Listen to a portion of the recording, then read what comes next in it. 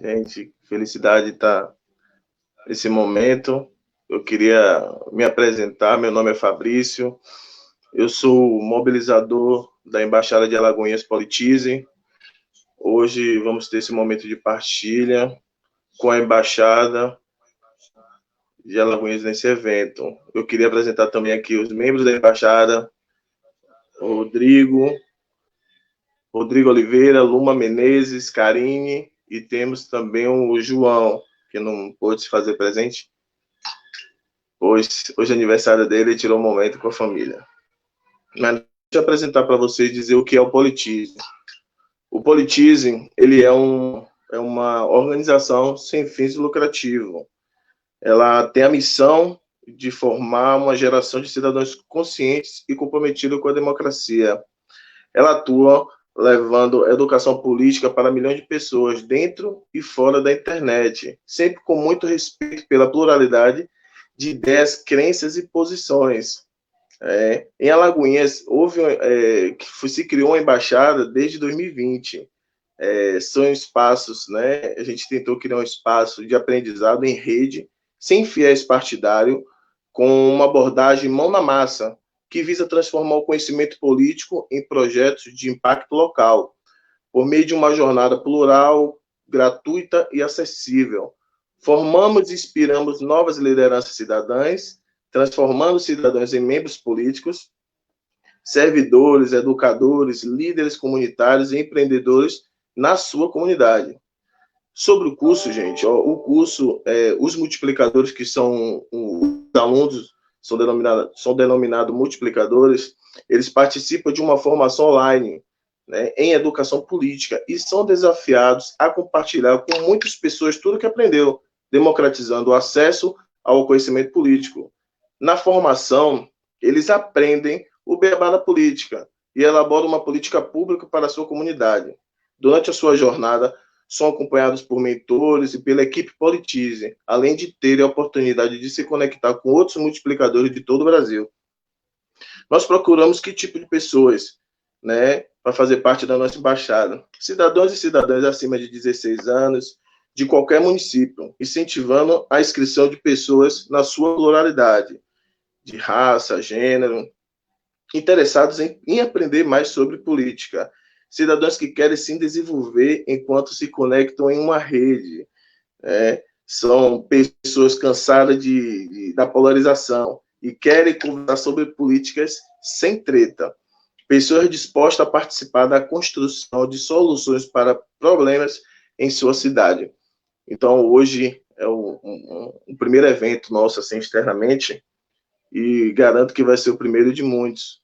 Então, lá, quem queira se interessar, nos acompanha nas redes sociais lá, @Politize Alagoinhas, dá uma olhadinha. As inscrições começaram dia 1º de março e vão até dia 28. Então, corre lá e faz essa inscrição e faça parte da nossa embaixada.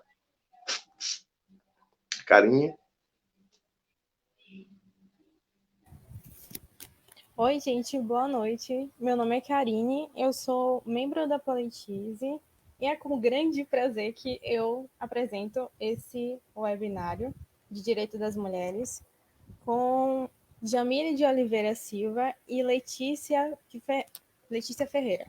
Eu vou falar um pouco sobre a especialização de cada uma e aí depois elas vão falar, passar a fala para elas, tá? A Jamile de Oliveira da Silva é assistente social, especialista em gestão social, políticas públicas e redes de defesa de direitos das mulheres. E Letícia de Oliveira é feminista, advogada e presidente da Tamo Juntas, que é uma ONG, de assessoria multidisciplinar gratuita para mulheres em situação de violência doméstica. Então, meninas, oi, boa noite, a gente já se falou um pouco. Vocês podem falar sobre o trabalho de vocês e como está sendo nessa pandemia?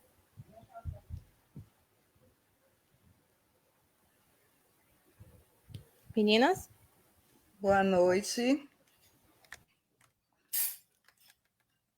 Estão me ouvindo? Tô ouvindo, sim. Pronto. Boa noite a todas e a todos que estão nos acompanhando. Primeiramente, eu quero agradecer à Politize, né, através de Luma, pelo convite de participar desse momento, desse debate importantíssimo, principalmente em um momento como esse, né, que a gente está vivendo um momento de pandemia, em que as coisas se intensificam, os grupos mais vulneráveis à violação de direitos, eles acabam ficando mais expostos, né? E nós, mulheres, infelizmente, fazemos parte desse grupo, né? Eu sou assistente social, trabalhei desde 2017, eu estava inserida no CRAS de Nova Brasília, aqui no município de Alagoinhas, e há um mês eu fui convidada pela Secretaria Municipal de Assistência Social, Ludmila Ficina, a coordenar a política de proteção à mulher. A pandemia tem, sim, dificultado o nosso acesso à população, né? Mas aqui no município a gente vem dialogando possibilidades para que a gente possa estar alcançando o nosso público. Nós disponibilizamos canais de atendimento para agendamento dos serviços, para as denúncias que são feitas relacionadas às violações de direitos das mulheres e dos outros serviços da Secretaria como um todo. E seguimos também com atendimento agora via agendamento para a gente estar tanto preservando as pessoas que nós atendemos, né, quanto os profissionais, né, para evitar essa exposição de risco, né. Minha identidade com as demandas das mulheres, ela vem pela minha própria condição de ser mulher e por essa tomada de consciência social do que representa ser mulher. Infelizmente, aconteceu já na infância, né? Por que eu digo infelizmente na infância? Porque as relações estruturais de dominação, elas não deixam nem as meninas mulheres em paz. E às vezes a gente precisa observar, às vezes não, a gente precisa observar que algo foge da normalidade, né? Mulheres que não têm voz dentro dos próprios lares, nas suas comunidades, uma divisão sexual do trabalho injusta que nos penaliza e que nos inviabiliza de caminhar mesmo, de ter uma vida comunitária e familiar saudável, entre outras questões, né? No mais, eu acho que a respeito das minhas informações iniciais já está bom para não conversar demais, né, gente? Deixa a colega falar.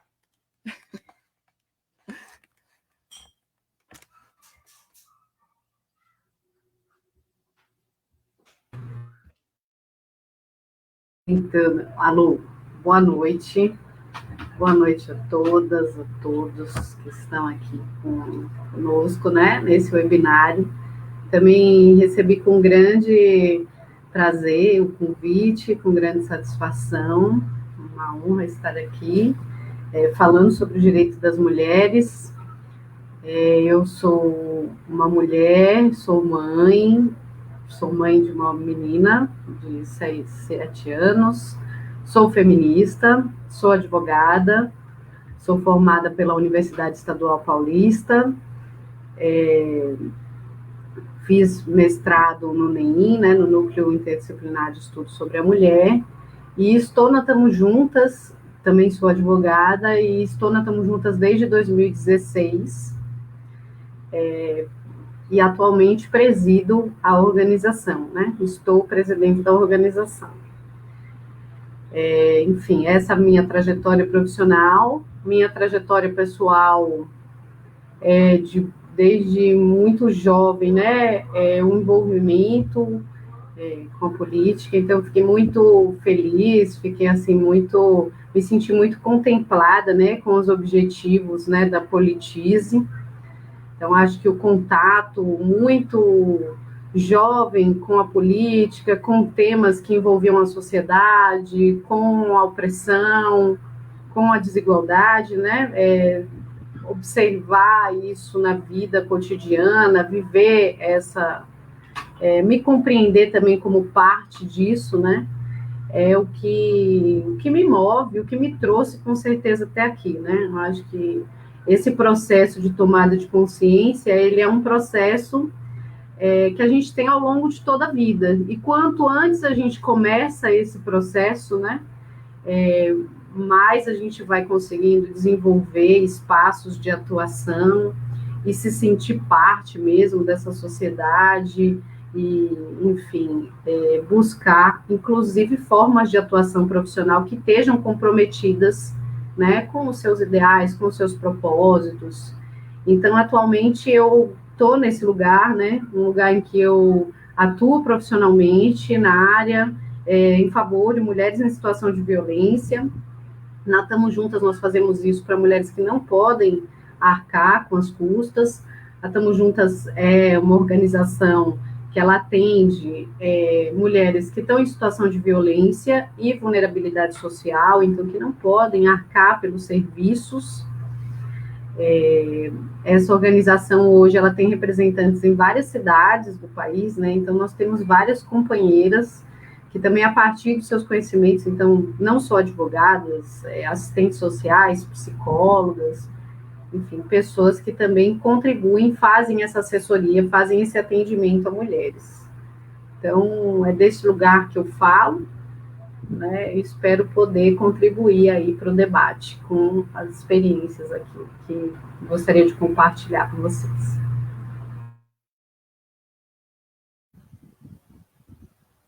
Parabéns, meninas. O trabalho de vocês é lindo, de verdade.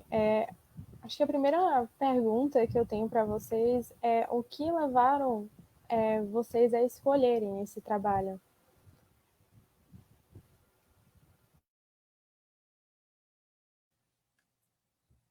Eu acho que a questão, né, que eu já coloquei até inicialmente, que Letícia reforçou, a questão da tomada dessa consciência social. Ela é cotidiana, e depois que ela nos encontra, a gente não tem mais um minuto de paz, porque a gente passa a identificar como esse sistema de opressão opera em absolutamente tudo, desde a produção cultural, desde a posicionamentos na política, desde a dificuldades que nós mulheres temos para acessar oportunidades em tudo, tudo mesmo.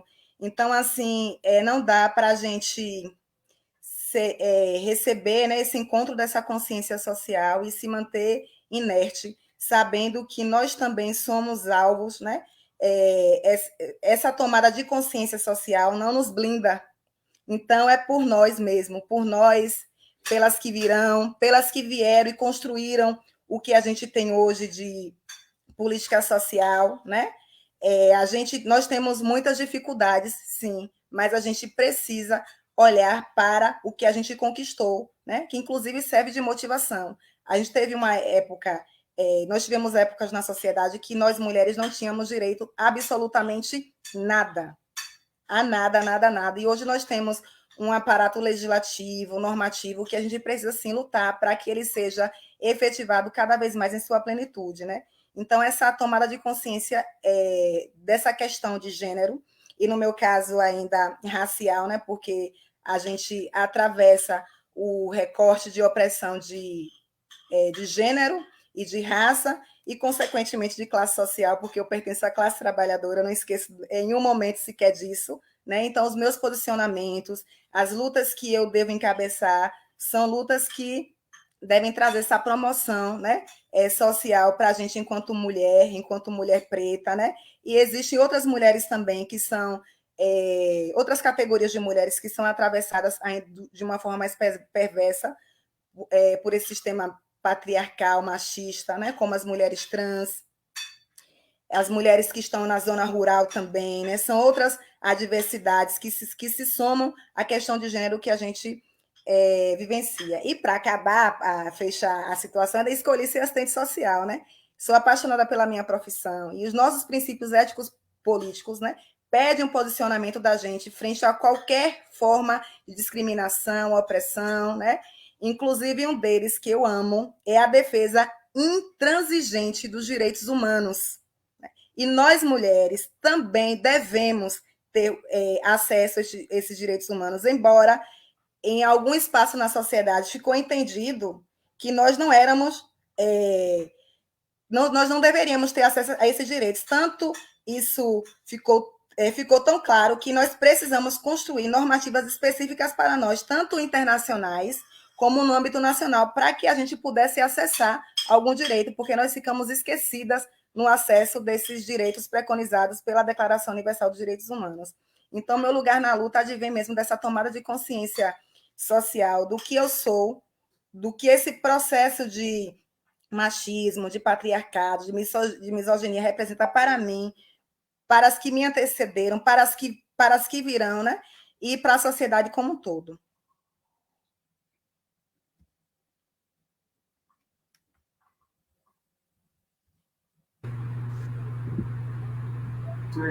Acho que eu teria pouco a acrescentar depois dessa colocação, apesar de eu vir de uma área de formação que tradicionalmente defende valores da classe dominante, valores racistas, misóginos, né, que é a área do direito, que lamentavelmente hoje nós vemos, né, que não se coloca tão fortemente como categoria profissional neste lugar de defesa intransigente dos direitos humanos, inclusive no lugar de classe trabalhadora, né, a qual vários profissionais do direito sim pertencem, mas insistem em não se colocar nessa posição, o que, na minha avaliação, é um prejuízo a si próprio, né, quando a gente não tem consciência dos lugares que a gente ocupa, né, dos papéis que a gente exerce dentro desse sistema de opressão e desigualdade que a gente vive, que está aí na cara de todo mundo, né? Nosso país é um dos países que mais tem desigualdade, que as desigualdades são mais abissais, né? De classe, raciais, de gênero, e que a violência sobre os grupos que estão sem o acesso ao poder é muito brutal, é muito atroz, né? Nós estamos defendendo ainda, como movimento feminista de mulheres, o nosso direito à vida, né? E aí até, em algum momento, se entendeu que nós não estávamos dentro da categoria de humanos que estavam lá preconizados direitos humanos, né? Essas categorias que foram forjadas aí no direito, elas estão sempre centralizadas num sujeito que é branco, que é homem, que é da classe dominante, então eles não vão se encaixar, né? Eles vão trazer uma série de ambiguidades, uma série de contradições para esse direito, né? Que se diz direitos humanos, que se diz universal. E aí, ao longo desse processo histórico, né, que Jamile trouxe muito bem, né, não se trata de uma luta hoje, né, é uma luta que vem de muito tempo, é uma luta histórica mesmo, por visibilidade, por equidade, né, por respeito, por dignidade. Essa luta, enfim, é a luta da qual eu me identifico, né? Não existe direito sem luta. Então, esses grupos também vêm fazendo fissuras, né? E vêm pautando seus interesses, conseguindo hoje um aparato normativo em vários aspectos, né? Trazendo mesmo, provocando quem é esse sujeito, quem é esse indivíduo, que história é essa, né? Dominante, né? Quando a gente fala assim, a história do homem, os direitos do homem, né? Sempre pensando que esse homem é um homem universal, mas nós que não estamos nessa categoria universal, sabemos quem é este homem, né? Quem são esses seres humanos que estão aí com seus direitos garantidos e defendidos pelo Estado? E quem são os outros que não se encaixam nessa categoria? Que está longe de ser universal, né? Na verdade, a ideia da universalidade dos direitos, né, como algo pronto, ela não existe. Então, os grupos é que têm fortemente reivindicado e feito fissuras mesmo nesse sujeito universal, nesse ser humano que serve para todo mundo, que na verdade a gente vê que não. E a própria ideia, o próprio termo direito das mulheres, ele vem trazer que essas mulheres não estavam, né, nunca estiveram dentro dessa lógica de direitos, né? E outros grupos, não só mulheres, né? E aí dentro das mulheres, o grupo de mulheres negras, depois o grupo de mulheres indígenas, mulheres camponesas, mulheres trabalhadoras. Então, nós também somos múltiplas, somos diversas, temos nossas singularidades, né? Temos nossos atravessamentos, temos outros marcadores também que vão trazer condições diferentes, né? De privilégio, também de desigualdade, mas também de potência dentro de cada lugar que nós ocupamos, né? E a ideia é sempre que a gente consiga atuar, né, pela luta dos direitos, né, por tensionar esse campo do direito, em todos os sentidos, assim. Então, acho que, nesse sentido, é dessa forma que eu me identifico com o direito, né, um direito contra-hegemônico, é um direito que busca desmistificar a universalidade dos direitos, né, a própria ideia de que isso está pronto e colocado, né, muitas coisas já foram direitos, né, nós já tivemos os nossos patrões, já tiveram direitos sobre pessoas, né, lembrando sempre que a escravidão foi algo legalizado, a tortura foi algo legalizado, então a gente tem uma série de situações que já foram lei e não são exatamente direito, né? Então a gente sempre fica tensionando nesse campo. Então é desse lugar também que eu falo sobre o direito e é dessa forma que eu me aproximo dele. O direito como luta histórica, social, conquista e permanente luta, né? Porque a gente sabe que basta a gente ter um retrocesso, um leve retrocesso, são esses grupos que acabam perdendo direitos, né? E hoje a gente tem uma conjuntura no país em que a gente percebe muito claramente que os direitos conquistados, eles não estão eternizados, né? Que as nossas conquistas precisam sempre ser batalhadas.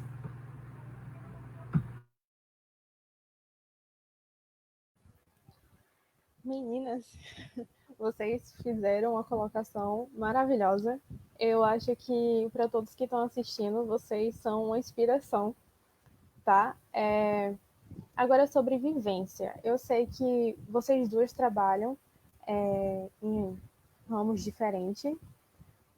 Eu queria saber, nessa pandemia, qual foi a maior dificuldade que vocês enfrentaram?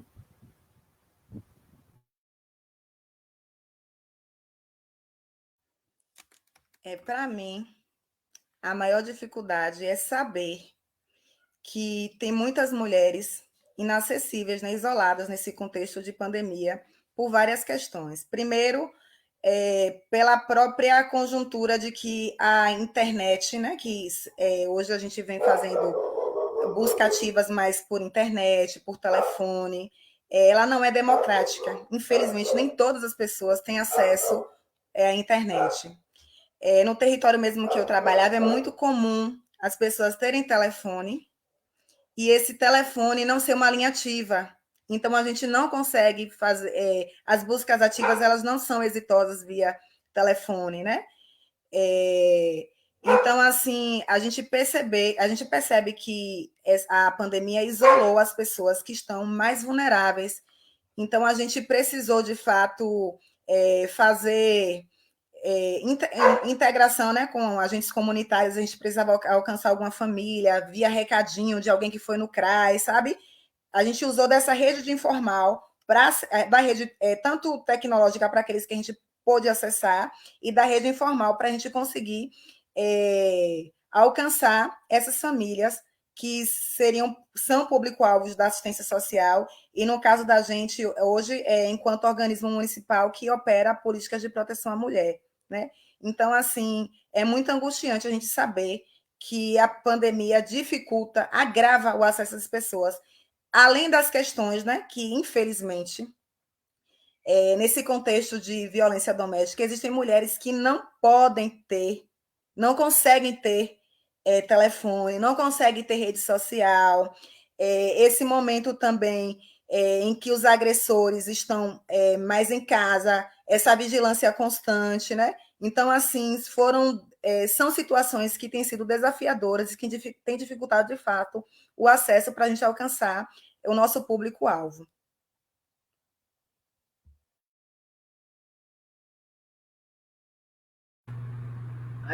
Em relação à nossa vivência, nós estamos juntas, nós temos também, igualmente, uma dificuldade de estar com as mulheres, né? A gente promovia uma série de atividades, de reflexões, de sair também do centro, né? A gente está majoritariamente nas capitais, mas entendendo que dentro das próprias cidades existem lugares que as pessoas não acessam, né?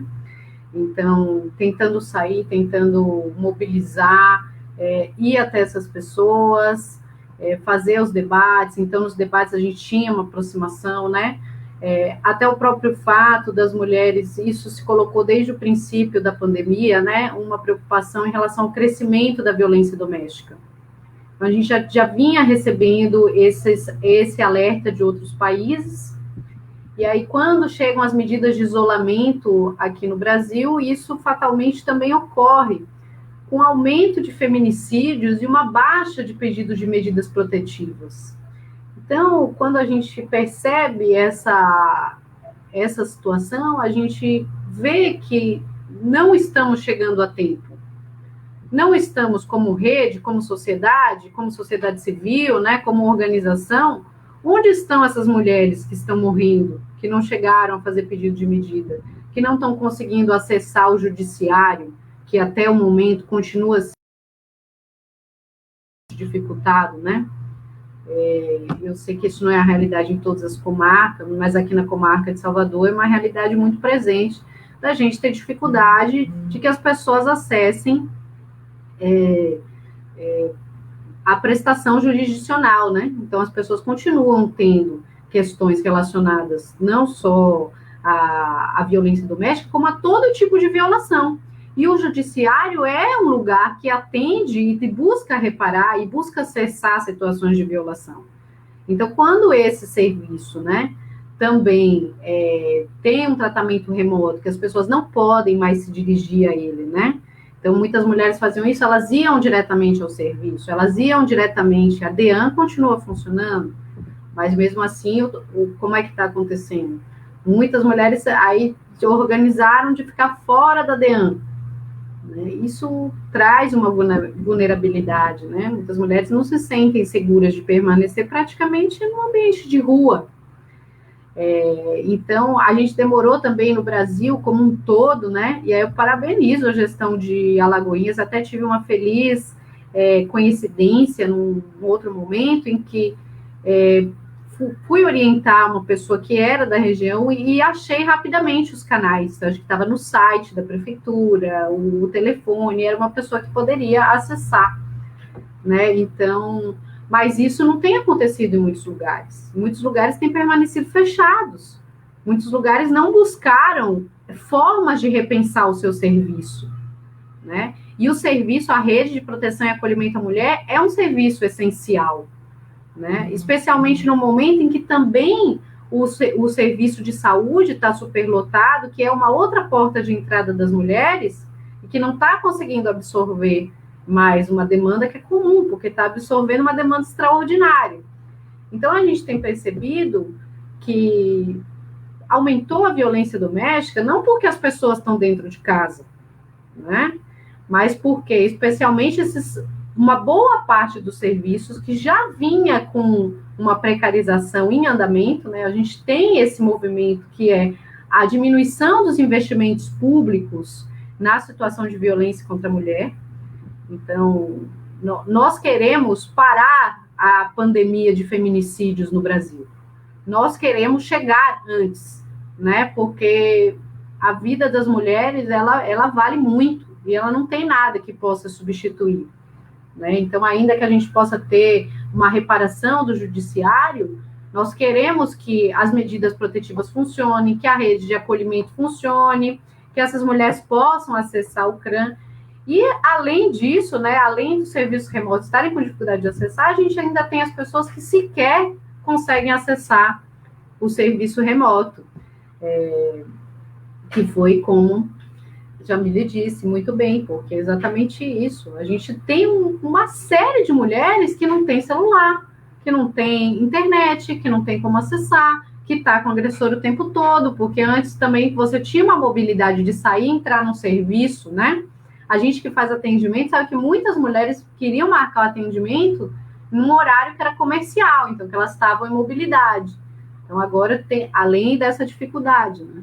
Mas eu não gosto de colocar a culpa no isolamento, porque o isolamento é uma medida sanitária necessária, A culpa é porque a gente já tem, né? Não é uma culpa, a responsabilidade é que o Estado deve dar proteção a essas mulheres. O Estado deve pensar que esse é um serviço essencial e se deveria ter pensado o protocolo desde o início, né? Tanto para a parte policial quanto para outros aparelhos que funcionam, né? Que são os CRANs, que são a Defensoria, o Ministério Público, as casas, os centros de referência. Então, a gente tem toda uma rede, né? Que já estava num processo de sucateamento, e aí agora teve uma piora desse processo, uma degradação desse processo, né? Que a gente está percebendo que... E muitas coisas eu vejo que são processuais mesmo dessa falta de investimento, né, na questão da violência contra a mulher. Então, a gente precisa atuar em um sentido que é preventivo, porque atuar no sentido reparador, depois que a violência acontece, muitas vezes uma violência letal, né, é algo que o efeito disso já é muito menor, né? Então, a gente precisa... O que tem acontecido no Brasil tem demonstrado.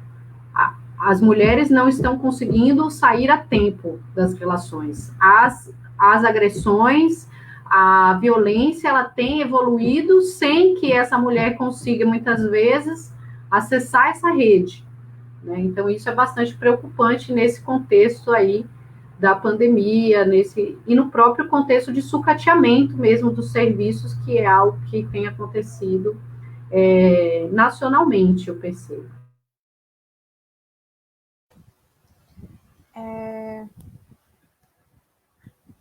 Meninas, eu tenho uma pergunta para Jamile, especificamente.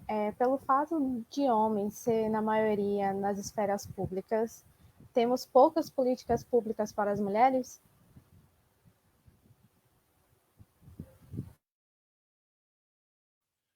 Eu não entendi a pergunta, cortou um pouquinho para mim. Tá. Pelo fato de homens ser, na maioria das esferas públicas, temos poucas políticas públicas para as mulheres? Acredito que sim, porque o que acontece, né? Os homens, enquanto grupo, eles se beneficiam da desigualdade de gênero e da violência contra a mulher, no sentido de que a desigualdade de gênero ela vai privilegiar ou manter até a exclusividade de certos espaços para os homens, inclusive os espaços de poder, espaços de proteção social, né? Nós mulheres, por exemplo, inclusive as mulheres pretas, nós estamos inseridas em espaços de trabalho de extrema precarização. Nós somos as mulheres que passam o tempo todo trabalhando, mas que não temos cobertura previdenciária. Isso implica no comprometimento da dignidade, de acesso a direitos básicos como alimentação, como moradia, o próprio comprometimento do desenvolvimento da autonomia, porque desenvolvimento da autonomia também implica você ter recurso para você fazer um curso, para você se deslocar, para você ter uma boa aparência dentro do que a sociedade dita para você se apresentar para uma entrevista de emprego, né? Então, assim, vai ser ingenuidade nossa achar que os homens vão legislar na nossa causa, viu? É ingenuidade nossa. Claro que nós temos alguns homens que são parceiros na luta, mas a gente também não precisa de gente que fale por nós, a gente quer apoio, claro, gente que some as nossas vozes, mas que seja permitido esse protagonismo, porque nós temos competência e muita para trabalhar nossas pautas, né, para tratar de assuntos que nos afetam diretamente. Então, eu acredito sim que essa permanência majoritária dos homens nos espaços de poder compromete tanto a construção de leis como o andamento das leis, né? Então, assim, é importante, sim, inclusive, ao passo que a gente vem tomando essa consciência social, a gente buscar despertar as outras para que a gente possa estar acessando esses espaços e fazendo essa virada de jogo que requer uma série de atitudes, entre elas a ocupação das mulheres nesses espaços de poder e decisão. Gente, antes de fazer a pergunta para a Letícia, eu gostaria que o pessoal que estiver na live pode começar a fazer as perguntas que a gente vai selecionar e vai perguntar para as meninas, tá? Letícia, qual análise podemos fazer acerca do período de isolamento social e o aumento dos casos de violência doméstica.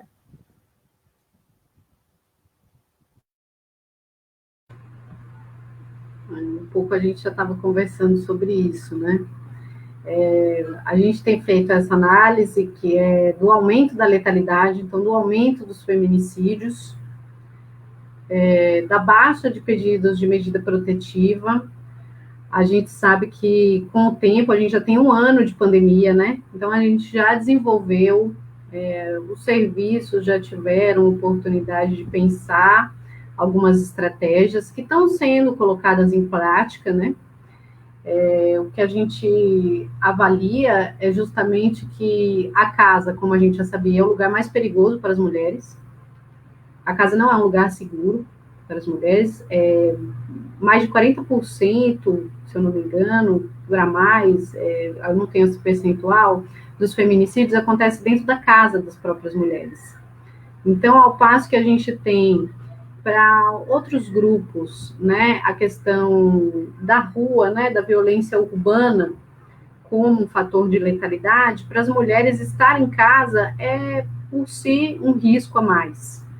Não poder sair, né, e a própria situação que Jamile trouxe brilhantemente, assim, que é da precarização dos postos de trabalho das mulheres, né, especialmente das mulheres negras, das mulheres mais pobres também, em que nessa pandemia trabalhavam, né, a gente está com desemprego, assim, altíssimo, então postos informais, trabalhavam muitas nos setores informais de serviço, vendendo coisas. Atualmente também essa situação de dependência econômica tem agravado. A gente teve com auxílio, por exemplo, uma série de situações em que os homens pegaram os auxílios das mulheres com o CPF dos filhos. Então, essa foi uma situação muito recorrente. A própria Defensoria Pública da União fez uma assessoria e chegou até nós também muitos casos, né? Então, são várias formas de violência também. A gente pensa geralmente, o que mais chama atenção é o feminicídio, né? Porque ele tem a consequência mais gravosa. Mas a gente tem uma série de violências e que elas ocorrem em larga escala, né? Eu sempre gosto também de falar um pouco sobre as formas de violência que estão elencadas na Lei Maria da Penha, que já foram reconhecidas, e tem tantas outras que ainda estão por ser reconhecidas, né? Naquela lógica de que o direito é sempre uma conquista, e que a gente tem conquistado o direito de nomear a opressão que a gente vive, a desigualdade, né, em diversos aspectos, especialmente no campo familiar, em que as mulheres sofreram por muitos anos atrocidades sem poder sequer nomear isso como violência doméstica.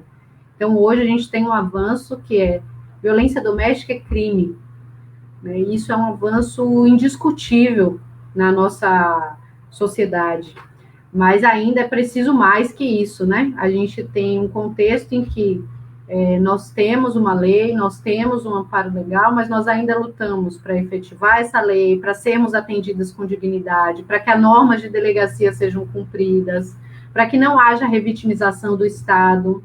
Nesse ano de pandemia, a gente acompanhou algumas situações envolvendo mulheres e meninas que traziam, né, um Estado agindo de uma forma extremamente violenta e atroz com as mulheres. Aí eu vou citar 2 casos que tomaram uma proporção nacional, né? Um foi da menina do Espírito Santo, grávida aos 10 anos, né, fruto de um abuso sexual, e que foi constrangida e praticamente impedida de realizar um procedimento garantido em lei, né, para essa menina.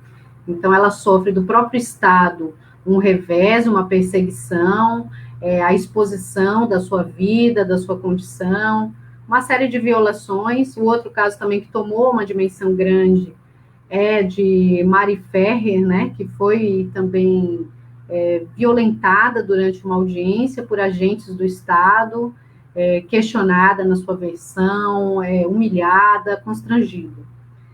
Então, temos essa violência, que é uma violência qual ainda estamos buscando nominar, que é a violência institucional do Estado contra mulheres, que não se dá só contra mulheres, se dá contra todos os grupos que estão subalternizados, que não têm o poder, né, que não estão naquele sujeito. Então, isso é muito recorrente. Mas as violências que estão lá na Lei Maria da Penha é a violência física, que é a mais comum, que é a que é compreendida dessa forma, violência moral, xingar, humilhar, ofender, caçoar, né, difamar. Difamar é você dizer algo que ofende a pessoa para os outros, injuriar, né? Então tem a ver com xingar, com humilhar, com dizer que a pessoa fez algo que ela não fez. A violência, que é uma forma de a violência psicológica, né? Que é você fustigar a pessoa, maltratar psicologicamente. Muitas mulheres vivem essa realidade. Essa é uma realidade ainda que tem pouco dimensão, né? Geralmente as pessoas assim valorizam uma violência quando a mulher tem uma marca, né? E a gente sabe que muitas mulheres passam por situações horríveis de tortura, né? Sem que elas apresentem nenhuma marca.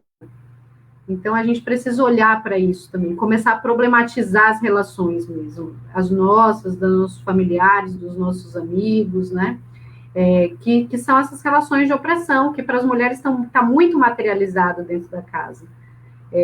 A violência patrimonial, que tem a ver com recursos de trabalho, com salário, com pegar o auxílio emergencial, isso é de uma violência absurda no momento desse, né? Então a gente também tem essa violência. E a violência sexual, né? Então, a gente vai ter essas modalidades que estão elencadas, que estão colocadas, e tantas outras mais que a gente poderia trazer. Por exemplo, as mulheres estão sendo, aí várias pesquisas já estão apontando, e já apontavam que as mulheres são as principais responsáveis pelo cuidado. Então, são as mulheres que cuidam majoritariamente de crianças, de idosos, de familiares, cuidam da rotina da família, estão nas profissões de cuidado, né, como enfermagem, como técnicos de enfermagem, uma série de profissões que atualmente também estão sofrendo, né, toda uma sobrecarga. Então, nós temos também essa precarização das relações de trabalho, sobrecarga da jornada das mulheres, a própria situação da maternidade, né, do cuidado em relação à maternidade, que é algo extremamente desprezado. Então, a gente sabe que mulheres têm cargas horárias de 16 horas por dia, que não estão contabilizadas, né? E acabam não tendo cobertura previdenciária, como falou o Jamile, ficam doentes e não tem ninguém para cuidar delas. Então, assim, a gente tem o que são violências que a gente já conseguiu nominar, que já conseguiu trazer isso para a nossa racionalidade, né? Para a nossa lei. É uma lei, é assim que a nossa sociedade ainda compreende as coisas, mas tem uma série de violências também inominadas e que tem afetado brutalmente as mulheres nessa pandemia, né? A gente tem visto que as desigualdades e essas desigualdades que acontecem dentro das casas, né? Elas continuam presentes e fortemente reforçadas aí por uma série de fatores que já pré-existiam e que se agravaram. Excelente colocação, meninas. A última pergunta quais canais de atendimento para as mulheres a gente pode direcionar para esses casos?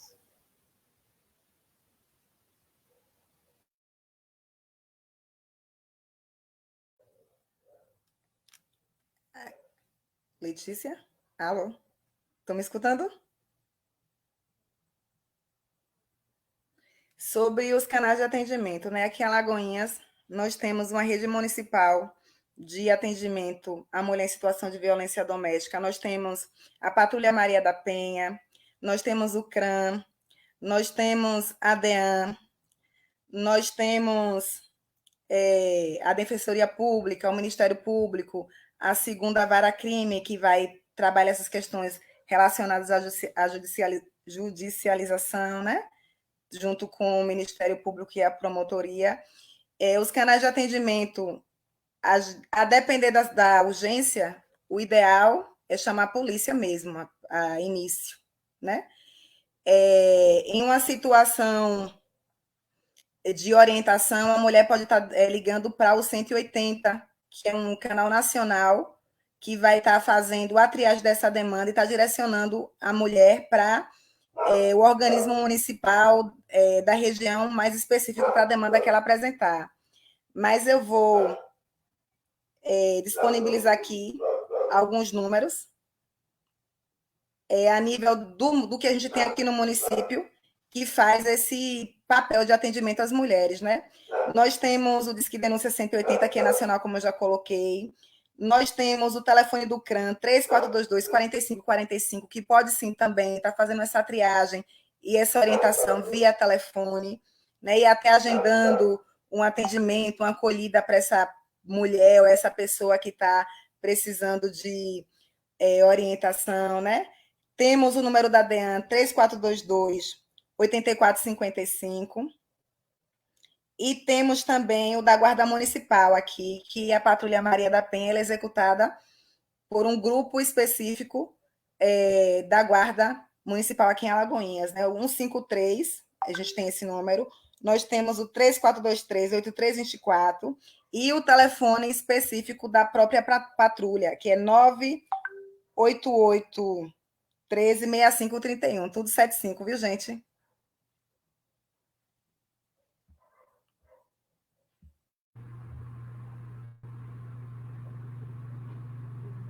É isso, os números, né? Cada cidade também, já me passou especificamente, né? De Alagoinhas. É isso. A gente também tem um WhatsApp, mas que atende a cidade de Salvador.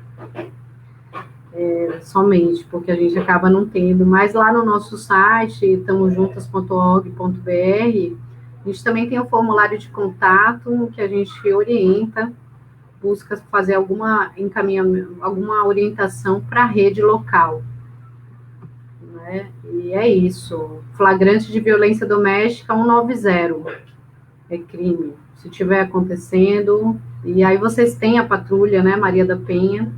Não sei se ela acompanha já mulheres que estão com medida protetiva, como aqui em Salvador, mas também é uma outra possibilidade, né, para acionar as autoridades.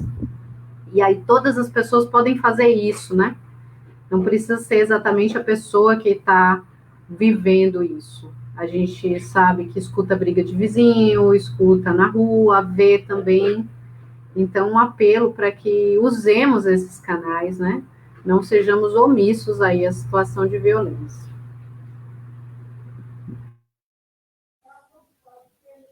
A próxima pergunta, meninas, é de Fabrício. Discutir gênero é falar de ideologia de gênero?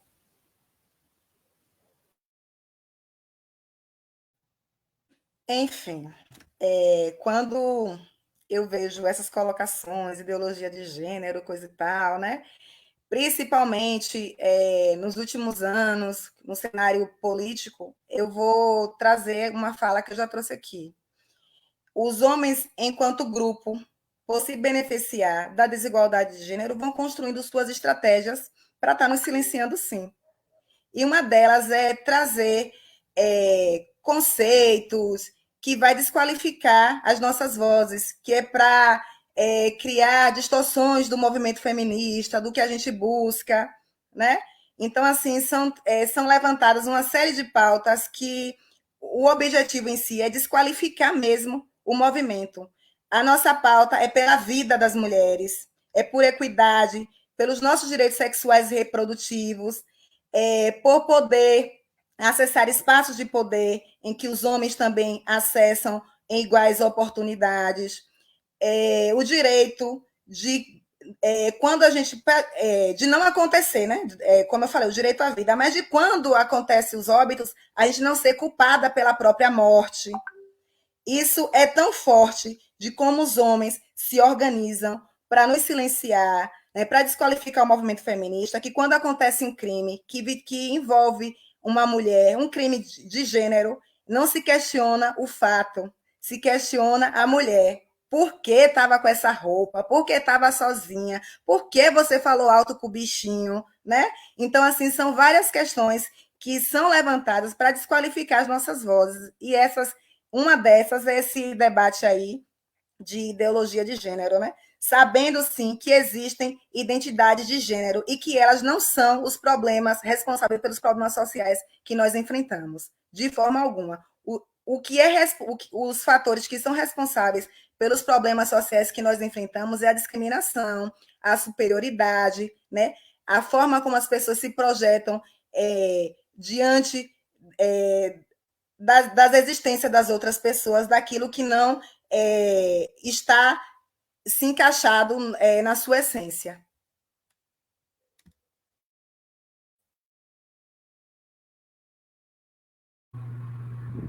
Exatamente. Quando a gente vê, né, o termo ideologia de gênero, ele está atrelado a uma série de pautas conservadoras, reacionárias, né, que buscam justamente desqualificar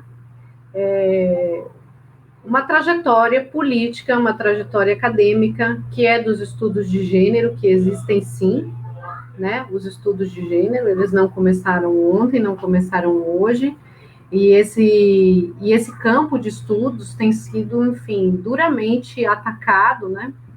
Porque ele vem justamente, o gênero, ele é a estrutura, né, de desigualdade, a estrutura de papéis sociais que estão fundamentados em justificativas biológicas. Então, uma mulher deve ser assim, assim, assim, e um homem deve ser assim, assim, assim, assim.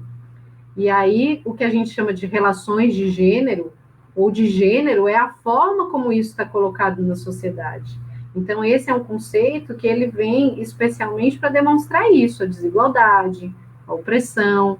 Por que que uma mulher tem que querer ser mãe, por exemplo, né? Ou por que que um homem tem que ser agressivo e violento? Porque isso é uma norma de gênero, né? Porque a nossa sociedade, claro, buscando justificar os privilégios masculinos, né? E a mesma coisa, o mesmo raciocínio, a gente pode ver, por exemplo, para o pensamento eugenista, que justifica o racismo, por exemplo, que busca justificar práticas racistas também, né? Então, quando a gente vê, por exemplo, esse substrato, né, justificando ou buscando naturalizar ou estigmatizar comportamentos, ou relacionar eles a condições biológicas, né?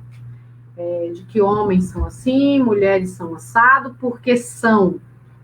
Né? Então, o gênero, ele vem para quê? Ele vem para desestabilizar essas ideias. Ele vem dizer, não, isso são relações de poder. Nós estamos falando aqui de privilégios, estamos falando aqui de poder. Então, por que os homens são agressivos e as mulheres são submissas? Né? Então, se a gente for olhar historicamente, a gente vê que esse tipo de pensamento, né, ele se deu para justificar uma série de opressões. E o gênero é um campo de estudo que vem para desestabilizar isso no campo das normas, das relações sociais entre os sexos, né? Então, por que meninos e meninas? Por que a gente põe um quarto todo rosa? Por que a gente põe um quarto todo azul? Da onde a gente tirou essa ideia? Então, o gênero, ele começa a problematizar isso. E ele começa a trazer, fala, olha, não existem só essas identidades fixas aí. Existem uma multiplicidade de pessoas, né? E isso é uma coisa fácil da gente constatar, né? Nem todo homem é igual, nem toda mulher é igual, as pessoas, cada um é tão... A nossa maior igualdade está na diferença, na nossa singularidade, né? E essa ideia da ideologia de gênero é uma forma mesmo de relacionar a essa desestabilização, essa provocação que vem sendo feita, né, e que vem questionando uma série de privilégios, né? Essa é a verdade, porque por que essas pessoas estão atacando tanto? Porque elas se sentem atacadas, porque elas não querem abrir mão desse privilégio. A branquitude não quer abrir mão do seu privilégio. Os homens não querem abrir mão do seu privilégio. Os patrões não querem abrir mão da exploração, né? E assim é. Só que assim não é. Aí a gente está dizendo, não vai ser sempre assim. A gente vai demonstrar que as coisas não são porque são. Elas podem ser diferentes, elas podem ser melhores, a gente pode entender que existe poder nas relações, né? Que as coisas não se dão ao acaso, naturalmente. E a ideia de ideologia de gênero é uma ideia que busca estigmatizar isso, relacionando a questões espúrias, que a gente, por exemplo, queria transformar crianças, operar crianças, que é uma forma de deslegitimar o feminismo, de deslegitimar as lutas populares, de deslegitimar conceitos que estão combatendo esses privilégios, né? Então, a gente tem essa prática, que é uma prática dos reacionários, que reacionários não são nada mais, nada menos do que aquelas pessoas que querem voltar, porque querem voltar aos seus privilégios, não querem ser questionados, não querem se perguntar o porquê, justamente porque não é no calo deles que está apertando, né?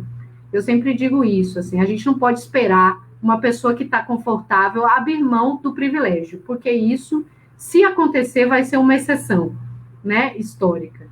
E a gente vê que quem desestabiliza, quem provoca, quem questiona são as pessoas que estão sendo oprimidas, sendo retiradas suas oportunidades de serem seres plenos, né? Porque são mulheres, ou porque são negros e negras, ou porque são indígenas, ou porque são pobres. Então, o gênero é mais uma dessas categorias que vem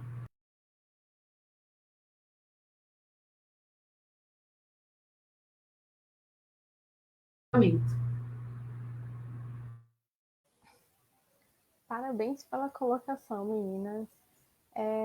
Eu vou encerrar a live. Obrigada de verdade por vocês duas terem falado, terem discutido sobre isso. É uma pauta muito importante, principalmente com a vivência de vocês duas no trabalho, principalmente. Eu gostaria de reiterar o que Fabrício falou, tá? Nossas inscrições para o Politize estão abertas. Vocês podem acompanhar no nosso site, @politizealagoinhas, tá? A gente vai estar lá disponível para tirar a dúvida de vocês e para receber a inscrição de vocês também, tá? Novamente, obrigada, meninas. Foi um prazer, de verdade, conhecer vocês duas e o trabalho de vocês duas. Eu acho que tá todo mundo aqui na live grato por isso, tá?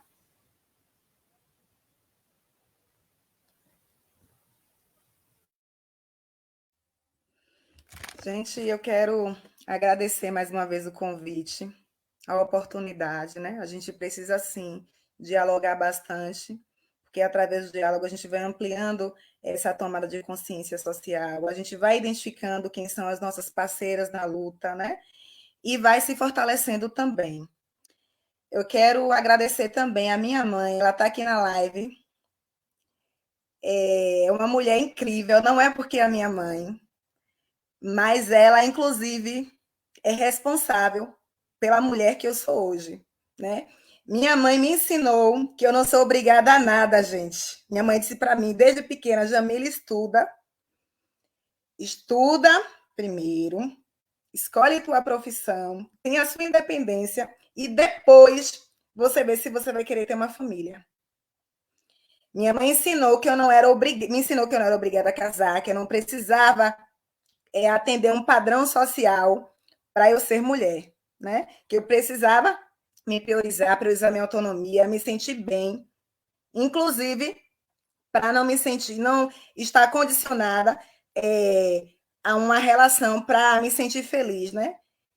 Porque não é a sociedade que nos define, somos nós que nos definimos através dos nossos ideais, dos nossos desejos, que nós devemos ter também, dos nossos sonhos que devem ser construídos no nosso coração, dentro de nós e não de fora, né? Ditado pelos outros. Quero agradecer as minhas colegas aí de profissão, muitas delas são minhas amigas, a gente acabou, né, construindo uma relação para além do trabalho, porque, assim, quando você encontra alguém que é parceiro na luta, inclusive numa luta que você é alvo, você acaba querendo trazer essa pessoa para a sua vida pessoal, né? Meu diretor também está na live, eu quero agradecer a presença dele também, né? Uma amiga minha aí, Laís, é uma amiga irmã, está aí na live também, Laís, Gessinho, Emanuele Lopes, que é psicóloga, hoje está na diretoria de inclusão e promoção social, né? São categorias profissionais distintas, mas que têm uma afinidade com um projeto ético-político de sociedade. A gente vai somando essa parceria e fortalecendo o nosso objetivo no enfrentamento dessas desigualdades, nesse sentido que a gente fala aqui de gênero, né? É só agradecer mesmo. Letícia, prazer, viu, te conhecer. A gente com certeza vai desenvolver algumas parcerias aí, tá certo? Karine também, muito obrigada. Só agradecer a oportunidade de estar aqui com vocês, muito prazer. Enfim, também já pensando em várias coisas, é muito bom a gente ter esses espaços de diálogo, de encontro, especialmente nesse momento de tanto isolamento. A gente percebe que nossas redes aí estão ativas, né? Para nos acolher e para também a gente poder construir muitas coisas. É isso, agradecer muito a oportunidade e dizer que juntas nós somos mais fortes, juntos, né? Juntos todos, porque essa é uma luta de todos nós, assim, é uma luta pela transformação, pela equidade, pela, pela justiça, né? Especialmente, que a gente possa se ver e conviver em sociedade e lutar para transformar essas situações aí que nos causam muita dor, né? E a gente merece ser feliz, e a gente precisa ser feliz, lutar pela nossa felicidade mesmo, e lutar contra essas injustiças e desigualdades aí que estão presentes. Então, eu queria agradecer a oportunidade e a presença de todos aí também, Karine e Jamile, muito obrigada aí pela companhia nesse momento, pela presença valorosa. Obrigada, meninas, de novo, e boa noite a todos que participaram, tá?